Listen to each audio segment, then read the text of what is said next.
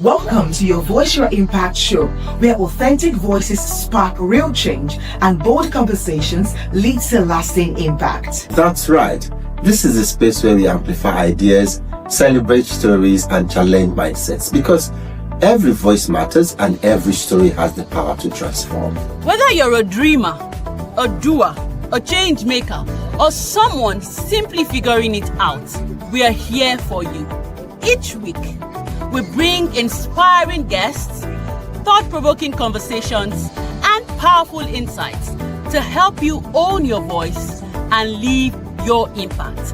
I am the energetic EJ, a life and transformational coach, a podcaster, and an event host. I work with women who are accomplished to turn their success into legacy influence. Hi, my name is 𝘆𝘆𝗽𝗲𝗹, but many know me as Scott Unlimited. I'm a seasoned compere and orator par excellence, passionate about connecting people through words and purpose. Beyond the mic, I'm a business intelligence professional driven by insight, strategy, and impact. My name is 𝘆𝘂'𝗵𝗄𝗎. I am an integrative life coach. I help my clients align their psychological, social, and physical well-being. I am the founder of Friends Lean On Global Foundation, a non-governmental organization that is centered on educating people about mental and emotional well-being. Like, subscribe, and share. Welcome.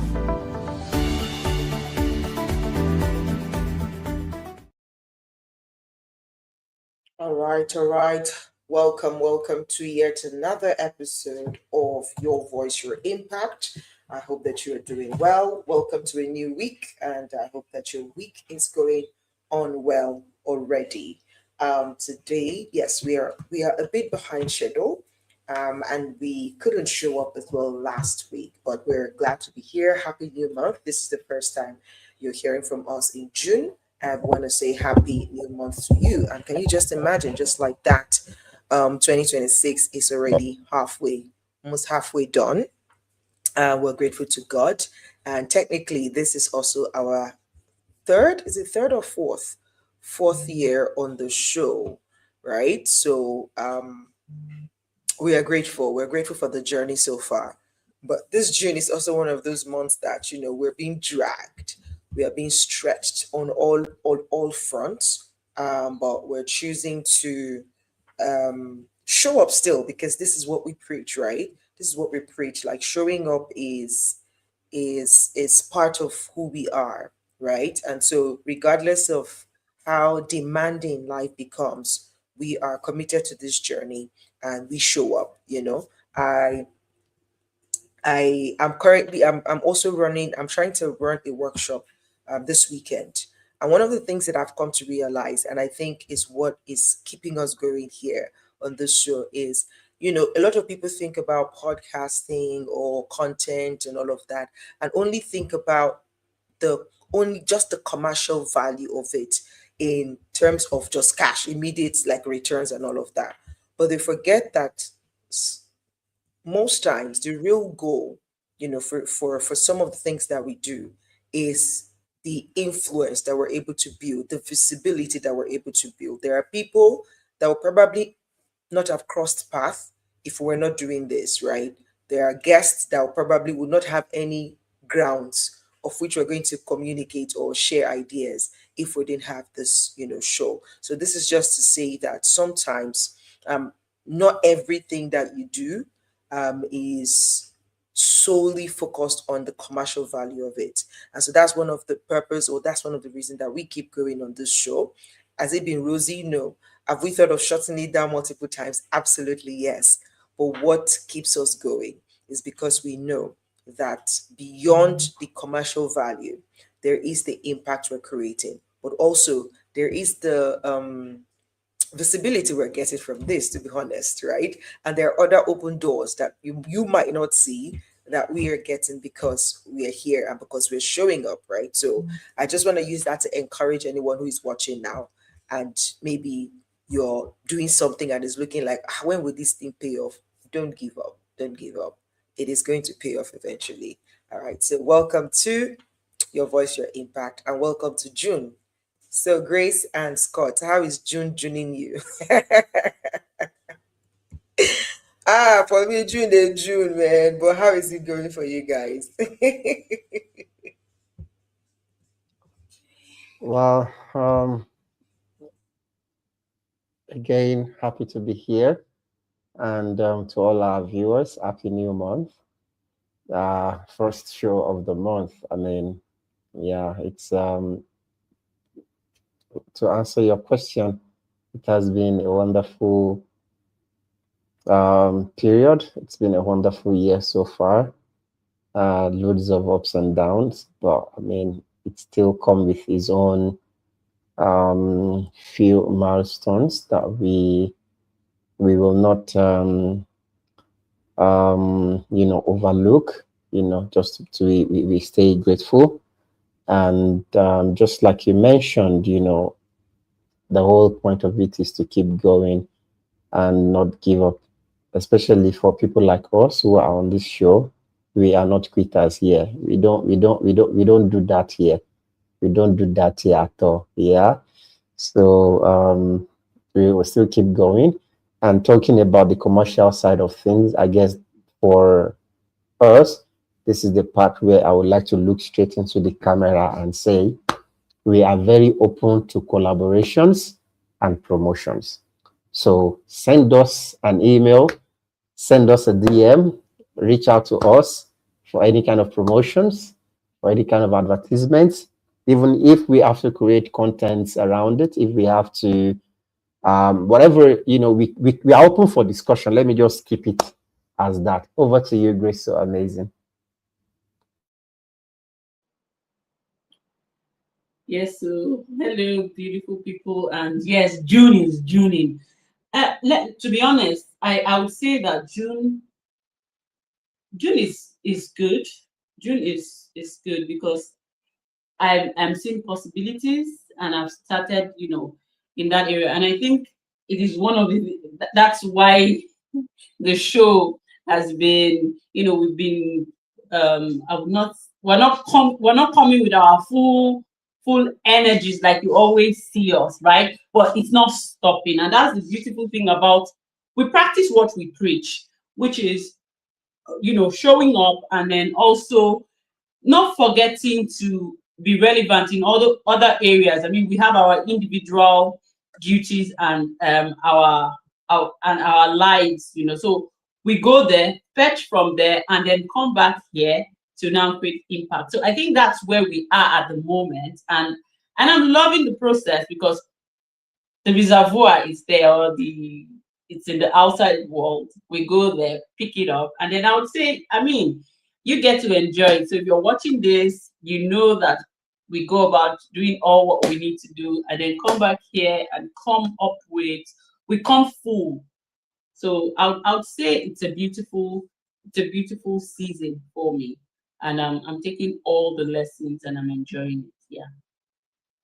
Absolutely. I mean, life is the best teacher. Experience, they say, is the best teacher. And so, sometimes we kind of quickly want to glaze through some experiences, probably because it's a bit discomforting, right? It's not comfortable. It's not, and sometimes we try to just go, go, go, go, go. I'm learning in this season to like see sometimes you're tired. You're just tired. It doesn't mean you're quitting. You're just tired, and you can slow down. Genuinely tired. Yeah, Genuinely. I know, right? And you can slow down, you can pause. The word doesn't end, right? So just this is, I don't know why we didn't even plan to do this initially, but maybe there is somebody that would see this, or there's somebody that's going to watch this now. And that encouragement will just come for you because you know us as ginger people, ginger mama, hey, Scott, hey, EJ. But when you see us on this slow, like, I think where these people can be this calm. Yeah, It's so just just be it careful, just human shows being. how real we are. It just shows how real and unfiltered we are. It just shows that when Absolutely. we come here, we are not coming with any masks on or trying to portray any kind of image. We're coming as we are, Yeah, you know. absolutely. Absolutely. And the topic we're talking about today is an interesting one. And I believe that we're still going to have a guest speak to it as well, so that we have like an external view on the topic. Because again, by the way, June is a month dedicated to men as well, especially fathers, because I think third Sunday of this month should be Father's Day or something like that. We know they always remember the exact one for the men, like the date. In May, there was a date to me that was the day of the boy child. The day I've already almost passed before I started to see posts about it, But men, do you know, you that are doing like this, one is Father's Day. Let me quickly speak to that. Do you know I posted something and I said for women only, and then somebody came for me and said, what do men do now? And I said something. I said, if you do something for man, bad. You get so. I mean, let's not even start with that gender. Let's start because we always find a way of talking about. You see, this thing now is just pure partial. It's just pure partial. But me, like you said, I did not come to do violence today. I'm taking it easy. All right. So I'm just gonna say, I think there are different regions have their own dates, but where I am, Father's Day is on May 14th. So, you see, you are saying end of the month. You see, if it's for Father's Day, you know, as we're talking, he quickly Googled it. I saw when he was Googling it.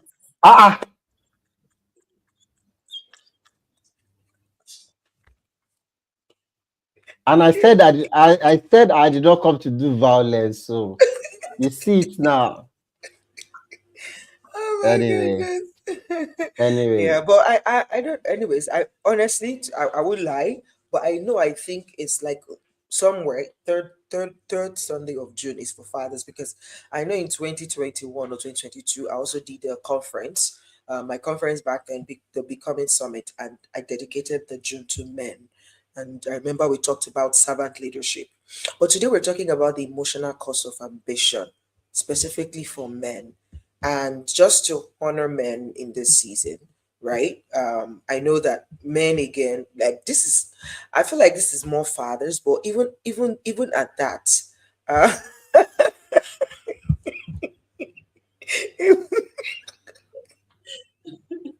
no, TJ, you don't know what's even making me laugh, but go ahead, please go ahead. I saw it.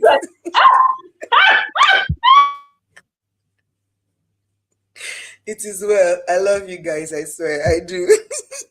Why are you both laughing? Can you let me know what is funny so I can join in the laughter? Because I don't understand. You guys just started laughing. You don't even mind that we are live. You're just laughing. Because we are joyful people and we're spreading laughter. Joy overflow in my heart. Sing a new song to the Lord. Hey, okay, no problem. Oh my goodness. I tap into your joy. No problem. So let me just start this conversation as we're having it. We won't be here for long today, but we really want to talk about this because we really want to lend a voice to men and what they kind of go through. Of course, there's a man among us here, and he can speak to that, to an extent, and would still have more conversation around it this June. But we want to play a video for you, and we want you to listen to that, and we will then, after the video plays, we then continue this conversation. So watch this video, and yeah. What does he do? Where does he work? What car does he drive? How much does he earn? I mean, these are the questions that are constantly used to measure us, to judge us, and they have gradually become our identities. We struggle all our lives to be seen, to be useful, to be worthy. No one truly sits down and asks us, how are you doing? For far too long, societal expectations have conditioned men to toughen it out, to suppress their emotions and hide behind the mask of strength. According to statistics, men are more likely to die by suicide and less likely to seek help in the first place. I'm here to break the silence and shatter the stigma surrounding men's mental health. My friends, my brothers, my fathers, speak to someone. I mean, we're all struggling. I'm struggling. I'm struggling with anxiety, my insecurities, and of course the fear of failure. It's Men's Mental Health Month. Let's create a world where men can be vulnerable, where they can speak up and express their emotions without the fear of being judged or ridiculed. We're humans, we're flesh and blood, we lose, we fail, we make mistakes, and we are not bulletproof. Love.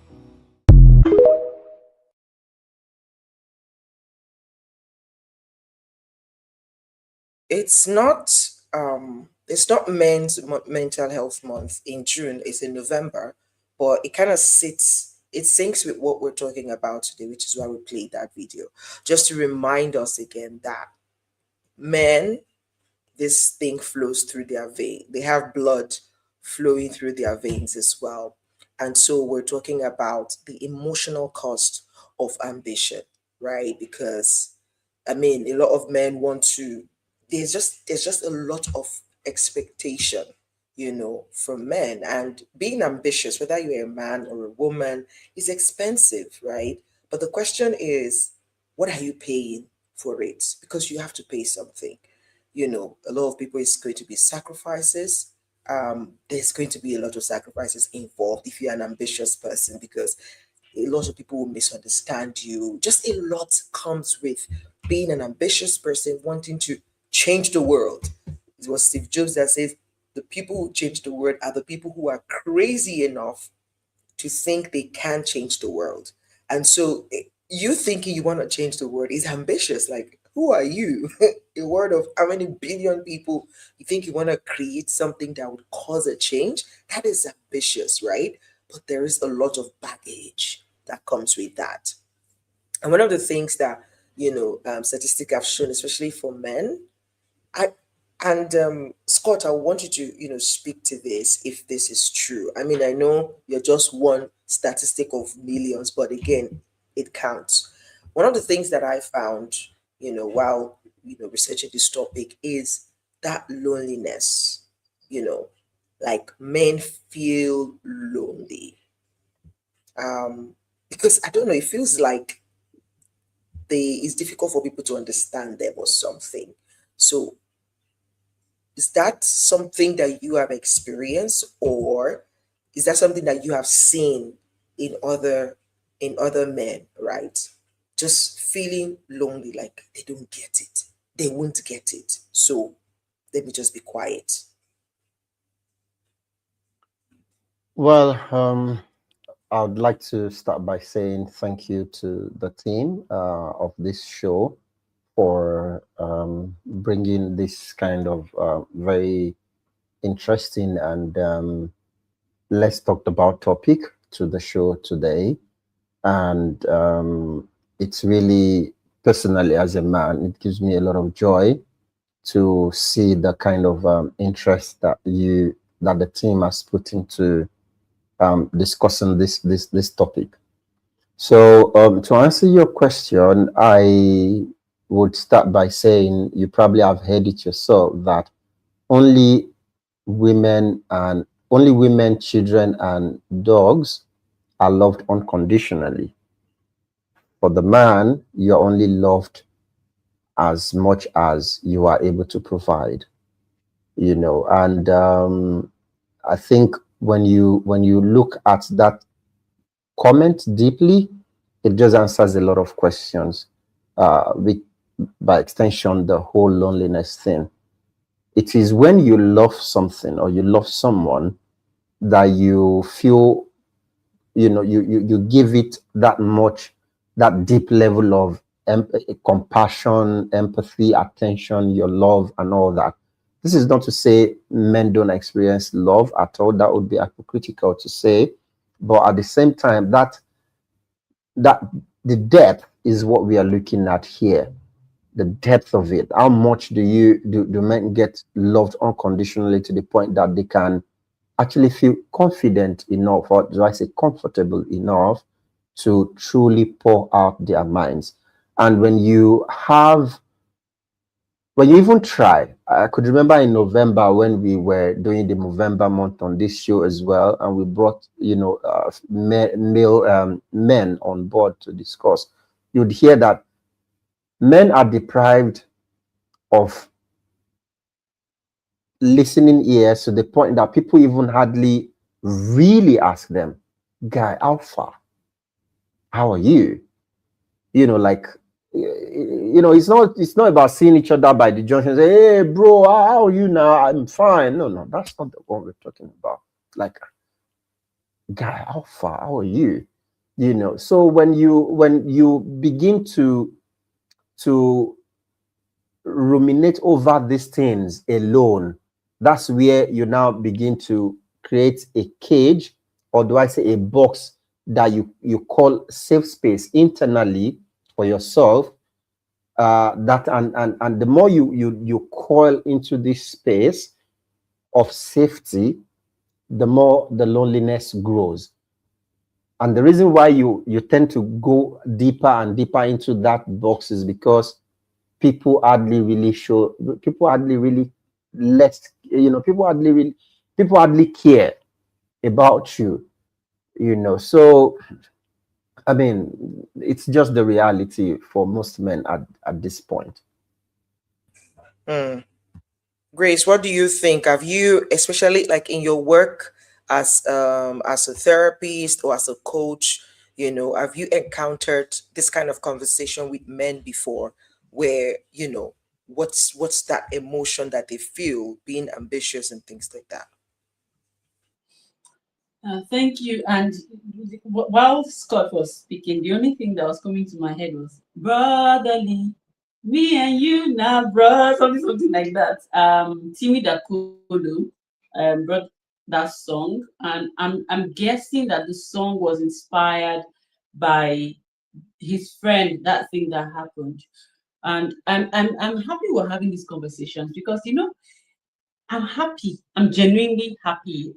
When we started this show, we're talking about how we come and still talk and try to have conversations around these key areas. And it is showing, whether we like it or not, it is showing by the narrative and what's changing now. Because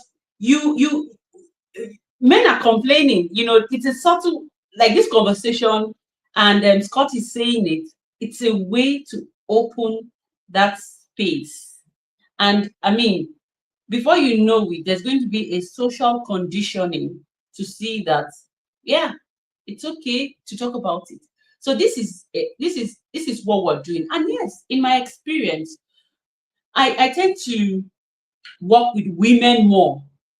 And then most of the time when we have issues, no matter, there's nothing you dig deep and you would not find a man around it. It will be a case of so we're connected. There's no how we would not, because I mean, talking about the emotional cost of ambition for men is still centered around, of course, you want to be someone that can be successful first for yourself, then for your family. So it's like a coil connected to each other. So in my profession, by proxy, indirectly, I work with women that talk about the difficulties of dealing with men that are going through emotional distress and are unable, and it will affect them. If a man is going through this issue, it will affect them as the woman, be it a brother, be it a husband, so it's connected. And that's why we have taken it upon ourselves on this show to keep talking about this thing, because we understand the social conditioning that it is doing to the public in general. And I'm happy that Scott is our muse. I love it. I love that you're our muse and you're speaking for all the men, I mean, for most men out there. And yeah, I hope this would help. Absolutely. So there's this statistics I want to read out, which kind of speaks to, so part of the emotional cost that comes for men when it comes to ambitious is almost as if not all men want to be ambitious, right? And even the ones that are, is maybe they probably the level at which they would have preferred is different from the level that they're actually pursuing. This is a 2026 survey found that 57% of men said financial struggle made them feel they were falling short of being a man. 72% believed that society expects men to handle financial stress silently, and 58% reported feeling isolated because of pressure to be financially successful. So it means that that burden of being a provider is on men, whether they are true, like, this is so serious, whether they are even sons, husbands, brothers, or of course, boyfriend, or right. There's just this burden that they feel like it's automatic that they are providing. And so, because of that, their ambition is not only tied to their personal preferences, it's a combination, it's part of it's tied to their identity, their masculinity, their responsibility, and their provision. So it begs the question to say that how many men are chasing success, ambition because they want it? And how many are chasing it because they fear of being failure or being called a failure, or they are afraid of failing the people that they love? And this is so interesting because speaking to even young men, I've had the opportunity to speak to young men, even my son, and I just constantly encourage him, like, see, I understand where you are. Maybe I might not fully understand. I'm not a man. I may not fully understand it, but I can empathize with him because he feels a lot of, not because anyone is pressuring him, but he just feels like, I'm supposed to be doing more. I want to do more for mom. I want to do more for grandma. I want to do more for my friends. And I'm like, please, this load is too much. Calm down. But it's just, I don't know, like, and I've also spoken to another young man, I think earlier this year, who, I don't know how the conversation started. And we started to talk about, marriage and settling down. And this young man was like, hey, mama, please don't give me that talk yet, because this thing is not even funny. Ladies don't want to stay anymore. If you don't have certain things, you don't, like, it's not even a conversation they want to have. And she's like, at what point, like, you are still trying to find your feet, and then somebody will now come, and just because, okay, you are interested and you say hello, now all their own responsibility, they want to pen it on you, like, no, like, nah, nah, nah, nah, nah, nah, nah. And so this, I'm like, it's a lot. Even just speaking about it, I can feel I can feel the weight. I can feel the weight. Do you You feel like know, that? Hmm. do you remember this movie, To Kill a Monkey? Did you get the chance to watch the movie? Did you watch it? And I haven't watched it yet. It's on Netflix, Ah, yes? It's on it's on Netflix, right? Netflix Nigeria, I think. It's No on wonder. Netflix Because I've been Nigeria, looking, I yeah, I think. did for it, but I didn't see it. Okay, You maybe I'll see, watch. I wish you have watched that movie. If you had watched the movie, then you'd be able to relate a little bit to what I'm about to say, because you see, the instance you just brought up is really key. Success for men, majority of the time, means a whole different thing to, to it means a whole different thing. Let me put it that way, because for you as a man, from a pretty young age, you already know that, look, one way or the other, a whole generation is coming behind me, and I have to leave a legacy for them. As a matter of fact, we as men, we used to say something that all the things I went through, my children must not go through it. So that alone already creates a I don't want to call it pressure per se, but it already kind of shapes your mindset. And that is where a large part of the ambition a man has comes from. And when you look at it now along your journey, and you see that, Omo, the calendar is counting, but the math is not mathing, you know. Like you are getting to some certain age whereby from in the beginning of your life's journey, you'd program that, okay, with my tenacity, with my resilience and everything, by the time I attain so age, I should have also achieved so and so as a man. And you are now getting to that age because obviously time is not going to wait for you. But life on its own is doing its own thing, and you are not achieving those things. You already have the pressure of in the beginning. You already have the pressure of, I want to achieve so by so age. Now, seeing that you are getting to that age, and you, for majority of the men, God help us all, those things you have set out to achieve, you are not even close. So the pressure now becomes two pressures, you know, like the pressure, the initial pressure of this is what I want to achieve, and now the pressure of, oh, more, I'm not even getting close. Do you see it now? So it just brings about all kind of mix, you know, into the mind and thoughts, and it unfortunately leads some men to go find shortcuts. Unfortunately, it unfortunately brings about some men, you know, this whole ambition. That's why sometimes Yorubas will say it's a, you know. And now again, back to the point I was trying to make with the whole what's it called, To Kill a Monkey.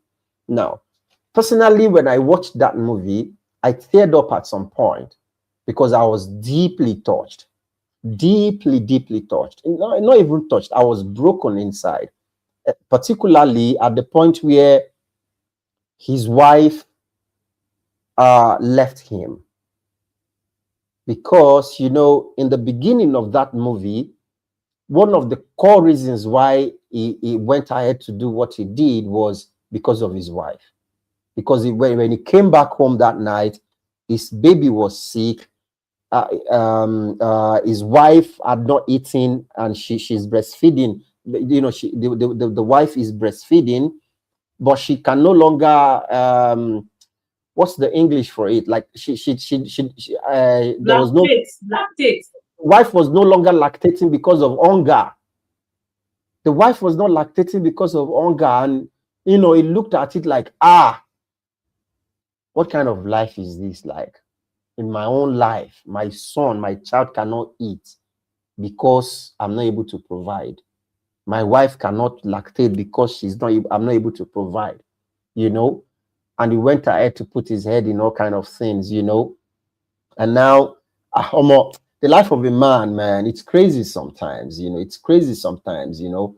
His daughter turned against him because he was trying to be her father by telling her, no, don't move with this kind of person, don't move with this kind of person, you know. And the wife left him because he got caught up in the webs of the struggle to succeed. Like, literally, that was it. Yes, maybe he had his own mistakes, because, you know, here and there, but unfortunately, it is we that are watching it externally that can see that, Baba, you are making a mistake. When you are there in person, you know, physically, you wouldn't see it. You would believe he was trying to be careful. That was it. He was trying to be too careful, like, no, if I do this, I do that, the ripple effect will touch my family. Let me be gentle. Let me try to negotiate instead of fighting. And boom, he lost everything.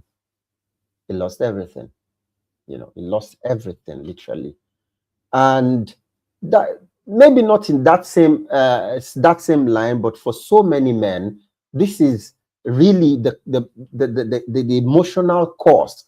I promise you, this is not even this is me being completely vulnerable. I've had, I can remember, you know, back in Dubai in 2015, I can remember very well. There were evenings where, because then I was working in a laundry, and when it is time for me to go to work in the night, because we used to work from 8 p.m. at night till 8 a.m. in the morning in the laundry then. So we have to wake up like 6:30, 7 to get ready. You know, when I wake up, I'll just sit on my bed, and look, I would cry. Like, oh, Benny, what is this? What is this? Like, what kind of life is this? But do you know what? The very next minute, I've cleaned my eyes, I've showered, I've carried my bag. I'm going again. Because why? Like, I've got people to take care of. I have a son. I have, you know, you just cannot allow yourself to lag behind. I have dreams to pursue, you know, to pursue rather. So, I mean, these are some of the emotional costs and the fuel, the reason behind the pursuit of happiness for men, you know, if you know that movie as well, you know, because that's another very huge expression of the life of a man. Anyways, so let me not go too far. Yeah.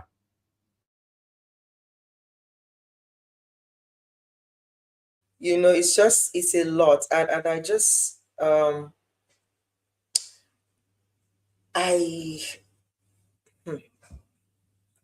even talking about it is heavy. So I wonder,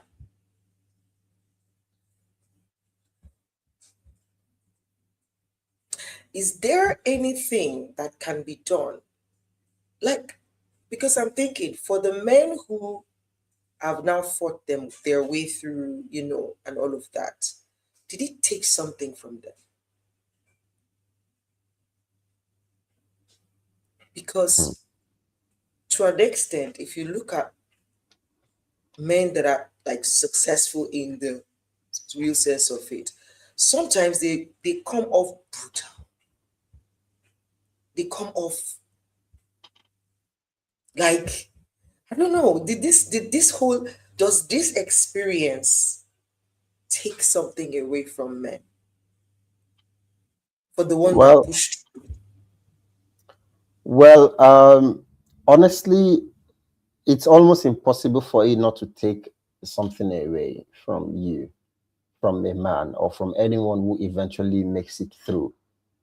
It's like, let me use this set of people as an instance. The people who risk their life to go through the sea by boat, by leg, and all kinds of hardship to get to Europe. By the time they get to Europe, and maybe God willing, God helps them, they succeed, they cannot be the same person. They cannot be the same people, because you have actually looked at death face to face like this. Like in 𝘆адцI's voice, 𝘆адцI will say, poverty sat me down and say, you, I will kill you. You know, so when you've now come face to face to hell and make it through, it's almost impossible for you to remain the same. But there are two kinds of men now after this whole experience. There are those that now see it as an opportunity for them to help other men to not go through it. There are some that see it as an opportunity to create platforms for younger men or members of their families to scale at a more rapid or easier speed, right? And there are also those that now see it as, well, you see this place that we have reached, all of you must know how they be for body. You know, there are those that are like that as well. So, but to wonder if it changes men, I promise you it really does. For example, like I was just saying, I just shared a part of my experience back then. Now, when I have younger siblings or cousins and all that who wants to, their only song whenever they get me on the phone is, I want to leave Nigeria. You're not going anywhere. Stay for now. You need to cook first. Cook yourself. Prepare yourself. Abroad is not something you just shook head based on the whole things you're reading online and see. No, that's not how the journey goes. That was the mistake we made. I made some very huge sacrifices that I just left things behind because, I'm going abroad. No proper information, no proper preparation, no proper guidance. You just embark on a journey of, oh, I'm chasing my dreams, you know. So that's what happens on the other side after you've passed through the fire and you succeed or you scale through, to put it that way. Wow, Gracie. All right. I am going to say something that either ways, there's a cost to pay. When you're ambitious or not, you pay something. So that's life generally. Because while you were speaking, I remember having a conversation with a very successful person, and then somebody was saying something, was like, okay, he was a very successful person like me, Abi. You did not add that part. Yeah, like you, a very successful person like you. So the person was on a call, and the call that came in was obviously someone, and this is to talk about you know, that brutal part that comes to play.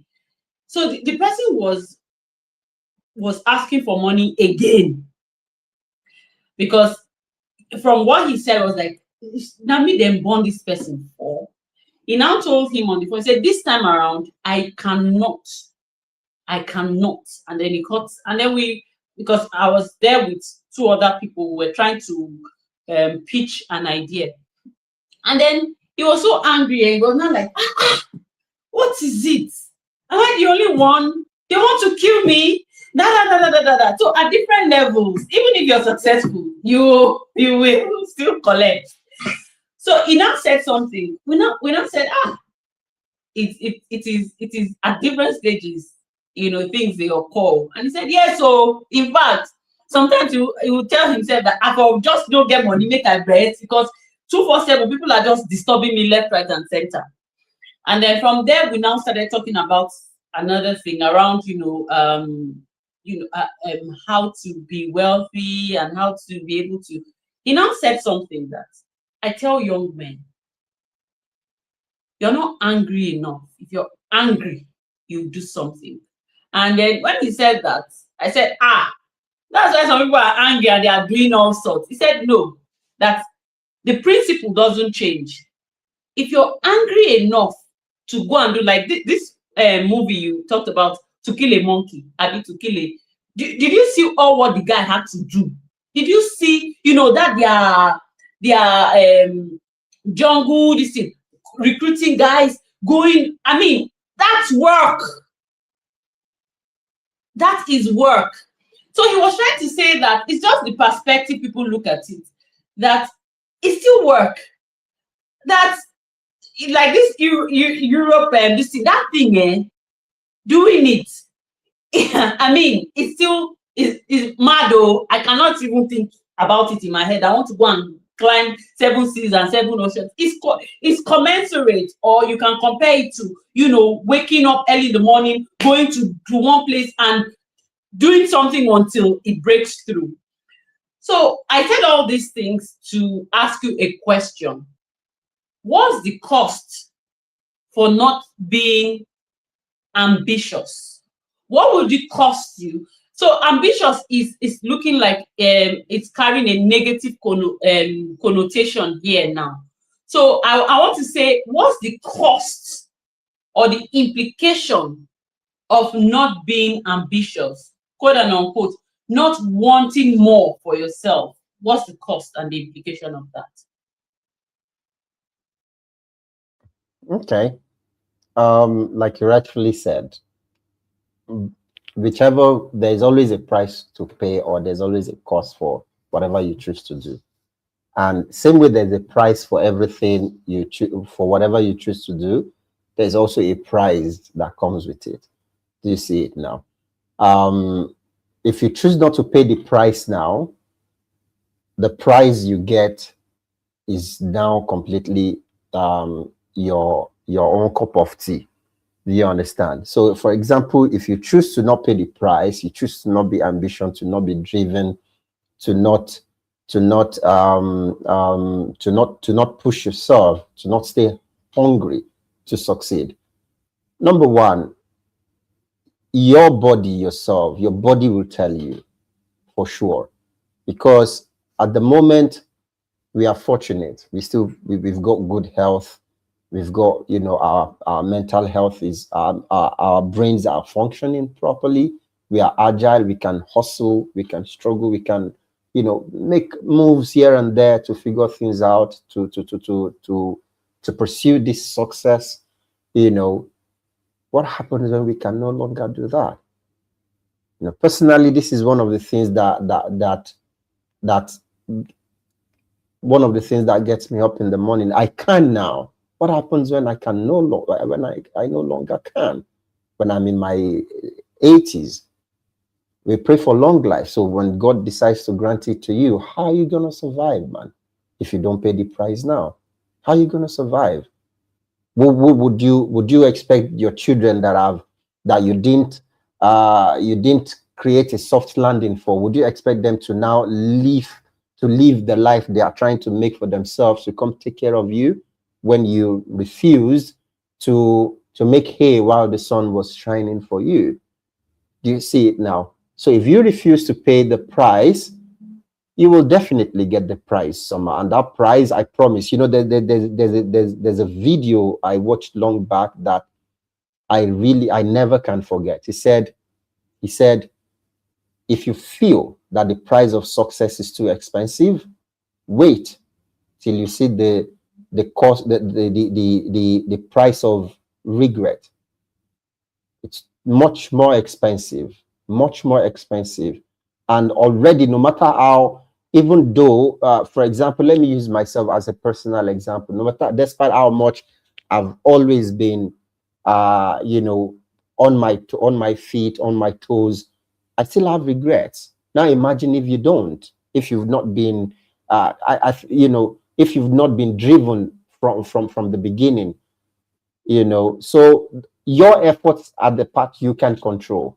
What comes, you really cannot. You never know what is on the other side.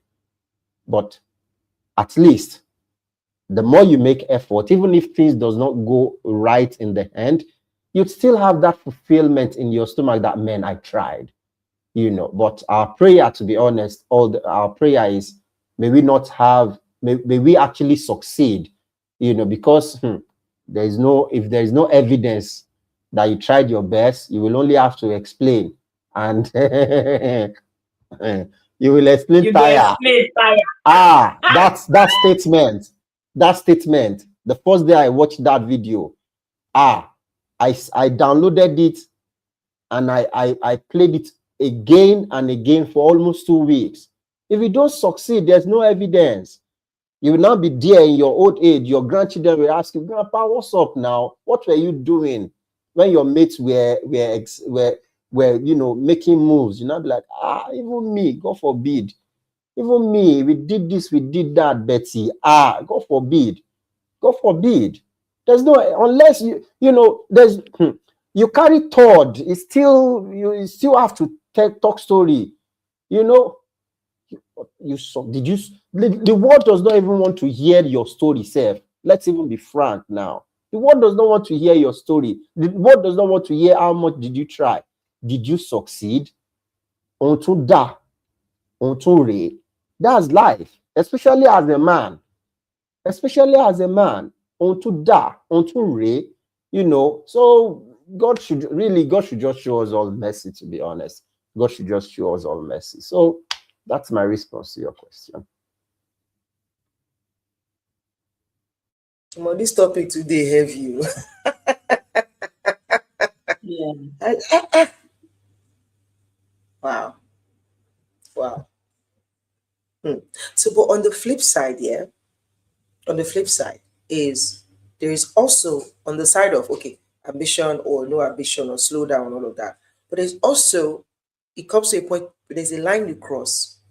Achievement becomes an addiction. And so you're unable to slow down. Because would we say that there's a place that you get to like that, and if you get to that place, then how do you not cross that line? Where I don't know, is it? I don't even know. I don't know that that is a bad thing, anyways. But it's like you can no longer rest. Like rest feels like an alien now, and how far is too far when you are ambitious and when you now become addicted to achievement, because it's like, okay, I've done this. It's not that a small thing. Now let's go again. Let's go again. Let's like at what point do you stop? Is there a stopping point, or you just keep going until you exit? Well, let me come from an angle of, let me respond based on one of my personal beliefs. The Prophet Muhammad sallallahu alaihi wasallam, he said something, because in the Muslim in Islam, the Prophet Muhammad, there are some things he said that people use as guidelines in their lives. They call it hadith, the sayings of the Prophet. Now, he said something. He said there are two people in life that are insatiable. The person chasing knowledge, and the person chasing the world. He said there are two people that are insatiable: the person chasing knowledge and the person chasing the world. Now, when you as a person, you are chasing knowledge or you're chasing the world, in this case, based on this conversation, you're chasing the world, you're setting new heights, higher heights. If you lose sight of the most important thing, which is God, you would not know when you have become a glutton. You would not know when you have become a glutton. But if you still remain in the framework of your God, of God, you still go back to God to say, Father, none of this is by me. This is all yours. Then you would, the Spirit of God will be your guardian to let you know, okay, you see, at this point, pause for now. This is the direction you go. This is the next assignment or goal you have to achieve. You understand? If you go away from the source, you go away from the Father, and you're now living your life based on just your own personal, let me call it gluttony again, then you will not know. In your question, you would not know when enough is enough. You would not know when you actually should now realize that, okay, this success is not even specifically mine. I have to still, it's for others. That's when you will now become evil like the Nigerian politicians. You see? Yeah, that's when you become like them, because you can imagine, how would you as a person still over and over again, still billions over and over again? Like, you cannot do, how much do you want to spend? How much do you want to spend? Like, how much what do you want to eat that do you understand what I'm trying to say? It is because you have become a glutton. You've moved away from God. If you are not deeply rooted in God in your pursuit of the world, you lose sight of what is important. That is my answer. Yeah, EJ, you want to go? I really like how Scott answered this question, because I saw myself. I didn't know that was a saying in Islam, but I love knowledge. Knowledge is food to me, just like people find something, But the question you asked me, the way you answered this question just reminded me that, thank God, there's a part that my people perish for lack of knowledge. So I used that to when I was saying that, wait, all these things that you are learning, what do you want to do with it? What do you want to do with it? And I'm happy because first things first, a human being is a goal-seeking animal. And then the misalignment, which is what you said, is forgetting your source and deviating and doing something, is where there's always a problem, and it shows in what you just see that you are derailing, or something is not just happening. So I want to ask this question. This question is going to help us touchlight how a man can focus on what truly matters to him, and why it should not, because that ambition is like a path towards greatness, whether we like it or not. It's a path towards greatness. So how can a man know when he or she needs to equip himself in the right channel of the of the maybe career or the path he has chosen? Does the question make sense? How does a man know that it's time for me to equip myself adequately towards this path that I am following? Because I want you to answer if you got the question. Yeah, I get your question. What you're trying to say is that same way we have too much, same way it can be too much, there also shouldn't, same way you want to avoid being too much, you also want to avoid mediocrity. I understand. You want to avoid being too little. I understand you. Now, I will answer genuinely from my own personal, from the things that I've used as pillars for my life's journey. Now, number one is seeking God. Honestly, I have been fortunate to be someone who have had to live his life without much support from a very young age. Like literally, like there's been, you know, when they are saying Ogbeni, oh, let me come for long, Tobalo, let me not say it in Yoruba, like, you know, like I mean, like, you get what I mean, right? I don't know how to put it properly in English because I don't want to lose the depth of that. You're on your own. Because of our non-Yoruba literally, you're exactly, like literally, guy, you're on your own. No, So, and having had that mindset, or that you know, that living in that reality from a very tender age, I've known to seek help from the only reliable source I know, which is from God. And same way I seek God, same way I seek help, I seek guidance as well, you know. So if as a person, as a man, to ensure that you don't dwell in mediocrity because you're trying to avoid being excessive or being a glutton, you have to, I believe the first thing would be to have God on your side. God is a master planner.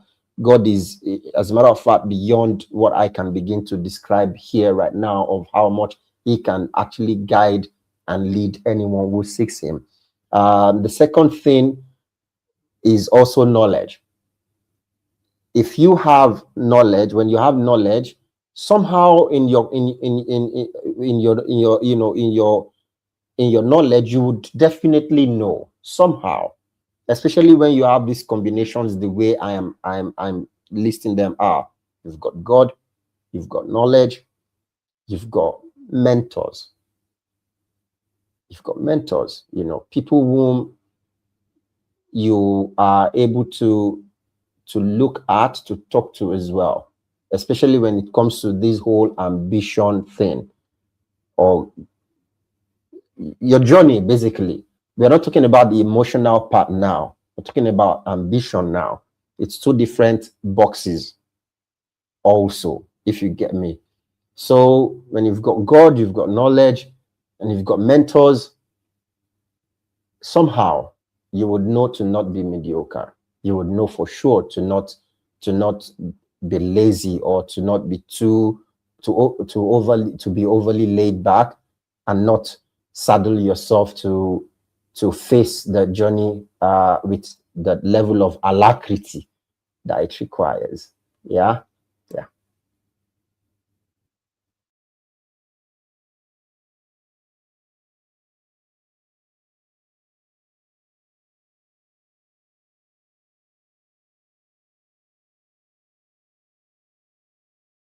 I think EJ is having some network connection issues or something like that. Yeah. It's Shana not a says connection thanks for the issue. conversation.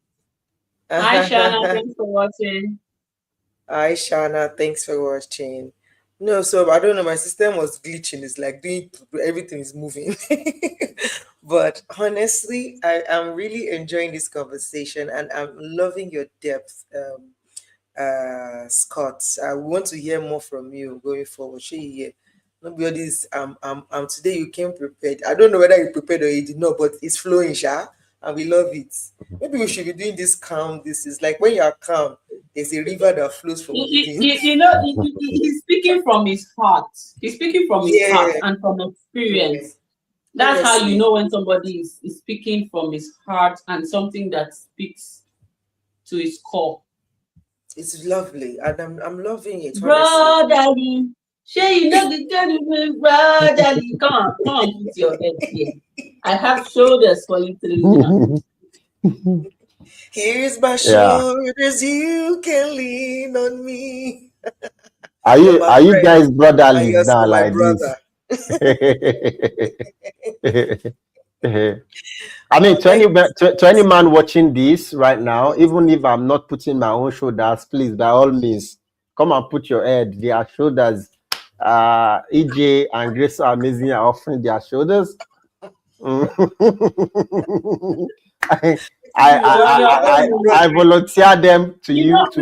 No, I'm sure that there is somebody in your corner. If you cannot put your head on the shoulder of the people around you, they would ask you that why do you have to travel 7 seas and 7 oceans to come and put your shoulder, your head on our own shoulder?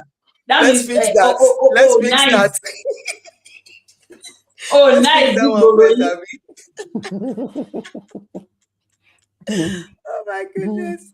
That was so good. But this has been really revealing. I must say that I am also learning, and as we're asking ourselves these questions and we're talking back, it's not just to Scott. I mean, Scott is amazing, yes, but it's also a question that I'm personally asking myself, that all these things that especially this last question and all of that. Are you sure you're not choking yourself? Are you not and everything and all that?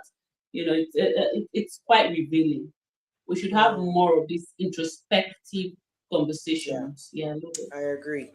And thank you so much, Scott, again, for really pouring out and for being vulnerable, because again, that's another thing that I think, and I'm loving. I keep saying I'm loving it because I know when we started, you were like still like this, like but I love that you've gotten so comfortable that you can be vulnerable with us and on the show. That is a blessing that I do not take for granted. So let's keep being ourselves.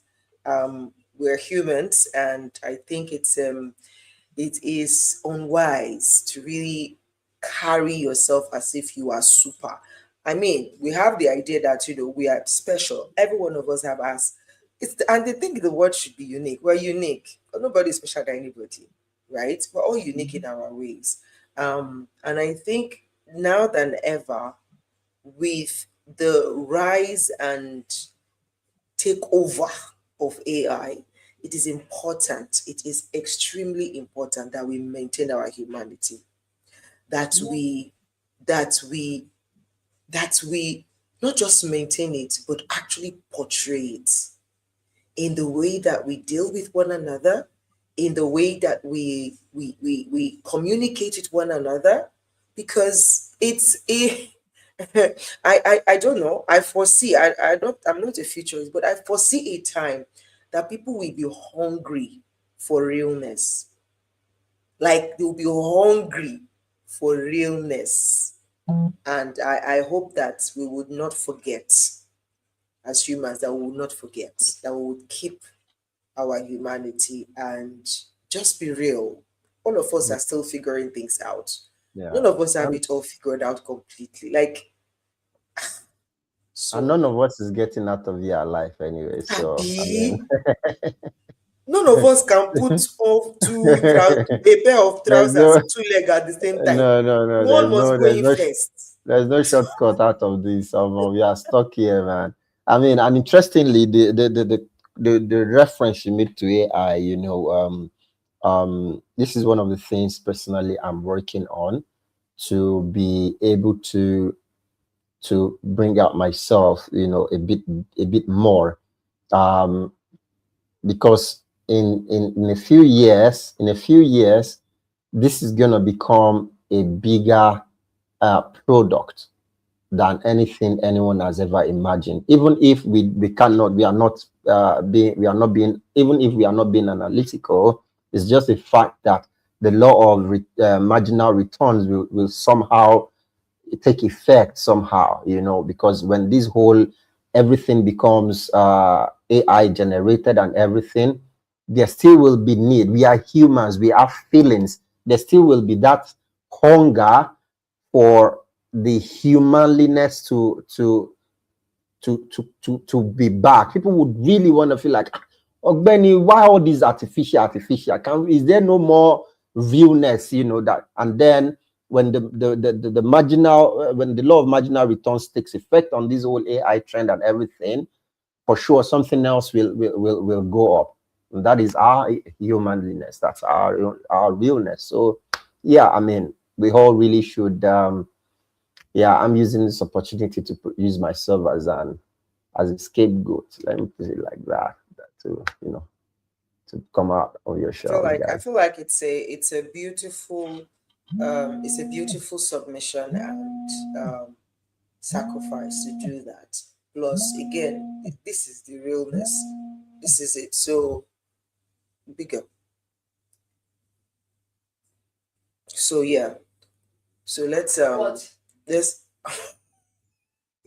so let's just continue to show up as real people.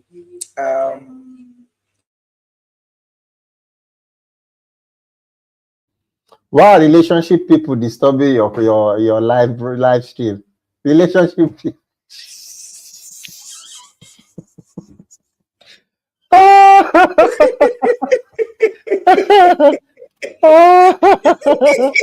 Ayé mà níkà. Wàhálà dùn. Baby, wait now, baby, you listen What? first. You listen, What? baby, listen. You know, yeah, you ignored my messages. Anyway, let us leave the poor sister alone. I think she has a full plate at the moment. Tell her I said sorry. Relationship is not for the weak. It's not for the faint-hearted. Oh my goodness! You. It's a lot. How dare you? Oh my goodness. But thank you. It's been an Anyway, amazing conversation that we had today. And you're I welcome. want you to continue that conversation, right? Talk to the men around you. And because of that, I think what this conversation did for me is just to empathize more with men. And I think we don't do it openly enough. And even the men themselves, they don't receive it enough. Because when you start to empathize with men, sometimes from my own experience, they begin to feel like, what's going on? Is that you're looking for something? Like they just get suspicious automatically, right? So I don't know. I think for me, I'm still going to keep trying. Like if you bring the card, like, what do you want from me? I don't want anything. No, I don't want anything. I'll disappear. But I'm an empath by nature, so I try to feel, what others are feeling and try to, kind of be emotionally there for them. But I also I can feel it when they're like that, like, no, it's something is going on here. Are you like, why are you doing this? Like, why are you being nice to me? What do you want? It's just automatic. And I think maybe we should as women or as generally, because even men to men, we've seen it now. People do content. You say, okay, guys, call your friend and tell him you love him. And the next thing is like, you're calling me and telling me why? Are you dying? Is something going on? Like, why should that be the first thing that will come to your mind when your guy friend is asking you and telling you that I love you? Like, why you going to tell me say you love me? You know, so again, yeah, I know that, I don't know, but we will just keep trying. But maybe if men are unable to accept it openly, maybe we can just understand it, and be lenient with them. That's what I'll say. Be lenient with them, so sometimes when they do things, just overlook it because it's a lot of pressure that they are Yeah. carrying. And Show so, grace. yeah, Yeah. show grace. Exactly. Yeah. Yeah. All right. It's been a fantastic conversation. Very low key, very chilled. I think I actually enjoy the chillness, It's giving a birthday vibe. For who? And I responsibility. want me that I'm still 15 years old. What are you talking? What is it exactly that you are talking? We give Oh my thanks to God. God, Jare. All right. Thank you so much, guys, for joining us on the show today. It will come your way again next week. Keep being amazing. Be ambitious, but no delay. Don't cross over to gluttony. All right. And we'll see you next week. God bless you. Bye-bye.